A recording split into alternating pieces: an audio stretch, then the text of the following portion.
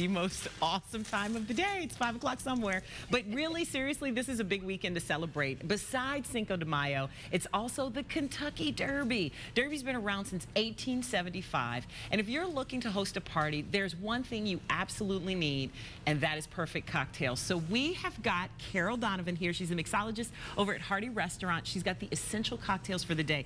Hi, Carol. Hello. Good to see you. Good to see you, too. So our super producer, Rob, told me that when he went to Derby, he said it was probably the drunkest he's ever been in his life because you have to get there early in the morning and you drink all day. But the signature drink is the mint julep. It is the mint julep, indeed. And is there a secret to making it tasty? Because I know there's mint, I know there's booze, but other than that, I don't really know a whole lot about it. There really is just mint and booze in it. Okay. There's some argument about whether it should have the mint all muddled in and look like this. Like this, and then you also have another one. Or whether you can do the secret that they serve 120,000 mint juleps at the Kentucky Derby at this point. Well, let's get to making one. They're making mint syrup. They're not muddling the mint and the sugar together. Okay. And there's this constant discussion about what's the right way to do it. And I also want to point out, if we can get a close-up on this cup at all, Melissa is crazy about these metal cups because she had a Moscow Mule the first time the traditional way. Yes. And apparently this makes it great and keeps it cold. So let's get started, I guess, with the traditional drink. Because you brought two, we have an alternate as well. So what do we do with to make a good mint julep? The simplest way, and I guarantee this is the way they're doing it down at the Derby, to make a mint julep is to start with your glass. And actually, I'm going to start with, no, not that ice. No, not that ice. Oh, that's just for show? That ice is for a different cocktail. Oh, okay. You need crushed ice for a mint julep. Ah, why crushed? It chills things down really quickly. You're putting a lot of booze in here, so you need dilution. Okay. You need a little water to keep it going. Wait till you see how much booze goes in here. Okay. I like to, when I'm building it just for home use, I'll put the ice in first.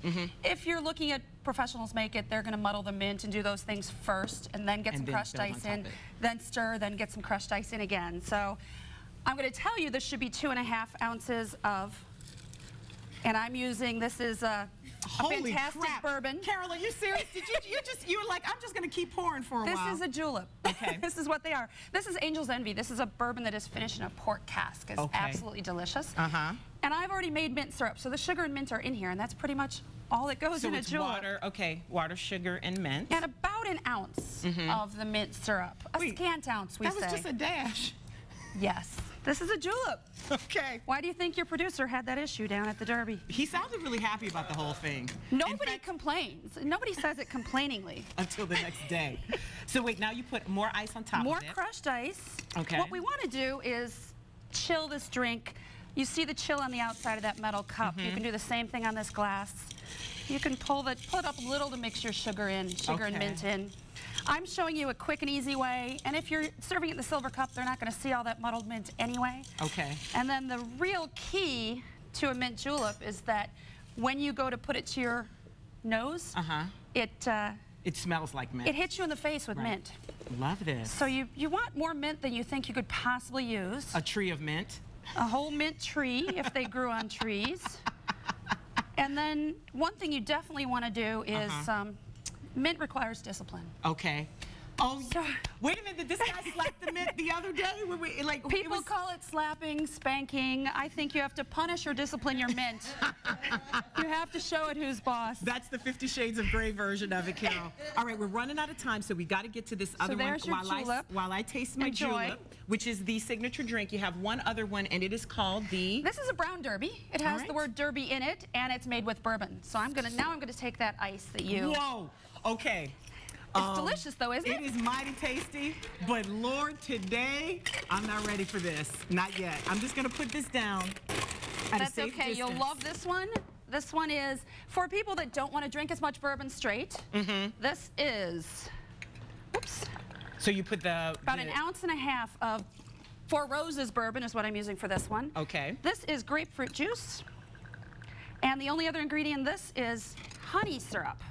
Or you could use this Baron Jaeger honey liqueur if you want a little more kick. If you're somebody that likes your juleps and wants more kick, you use that. Angostura bitters, just a couple of dashes.